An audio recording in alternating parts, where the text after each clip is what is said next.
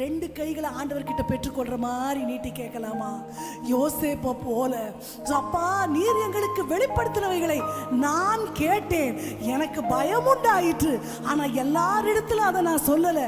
மரியாள் தன் இருதயத்துல வைத்ததை போல அப்பா நாங்க எங்க இருதயத்துக்குள்ள அவைகளை வைக்க ஆண்டவர் நீர் எங்களுக்கு ஒரு இரக்கத்தை கட்டளையிடுவீராக. அப்பா அந்த திவ்ய சுவாபங்களிலே நாங்க பங்குள்ளவர்களாக வேண்டுமே. கரங்களை நீட்டிய அப்பா அப்படி ஒரு அபிஷேகத்தை எனக்கு தாங்கப்பா. எல்லாவற்றையும் எல்லார்கிட்டையும் நான் சொல்லக்கூடாதுப்பா.